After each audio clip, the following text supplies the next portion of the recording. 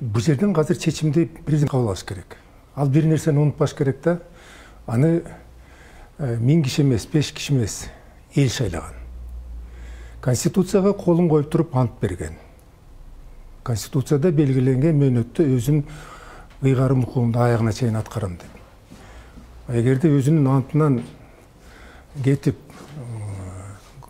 площадька чыккан адамдардын кетсин деген негизинде кетип калчу болсо, анда ал кишинин шору, элибиздин шору. Бүгүнкү күнү барлык бутак, парламент дагы, президент дагы, өкмөт дагы чогуу эл үчүн, мамлекет үчүн десе чогуу иштеш керек.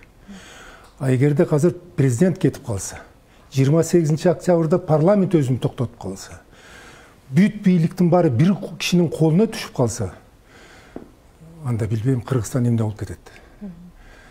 Бул бүгүнкү кырдаал эмнеден болду? Мурунку кырдар да болду. Айрым саясатчылардын бийликке келем деген ачкөздүгүнөн болду. Акаев ачкөздөнүп, конституцияны бузуп, кайра-кайра өзгөртүп отуруп, өзүнүн ыйкайыр укугун көбөйтүп отуруп, акырында кетти. Ошондой эле ролду ойноду Бакиев дагы, андан кийин Атамбаев дагы. Акырында мына эки партия бүт парламентти колубузга алып алабыз деп туруп, ачкөздүк менен 90% алдык дагы, эки киши мамлекетти башкарабыз деп кенге барганда эл чыдабайт да.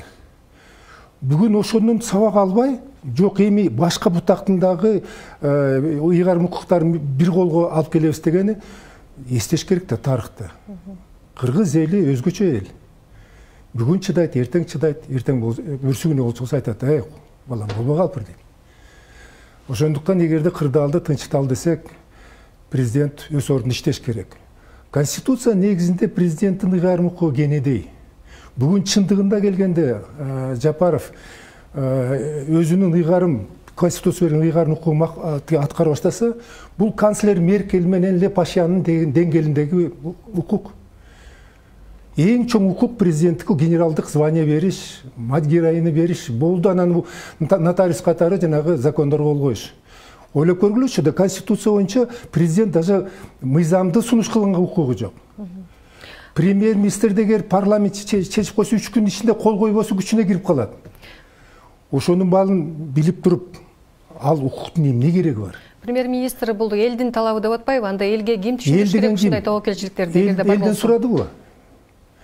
Мына азыр көрсөттү, 1000ге жакын, мүмкүн 500ге жакын кишилер кетсин деп атат.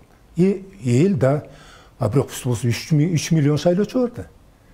Алардын ой пикири эмне? Сыртка чыгарып коебузбу? Деле эл деп баарыбыз саясатчылар айтабыз, а мындай бийликке келген талашканда элди унутуп калып эле өз тебелеп кетебиз элдин укуктарын. Тебелеп кетебиз. Мына акыркы шайлоодо көрсөтпөдү. Ойлонайын, мындай зомбучулук менен шайлоону өткөрүп, бийликти парламентти колубузга алып алабыз дегенде, байкоочулар элибизде айтат, мындайды көрөлүк болчубуз дейт. Болгон.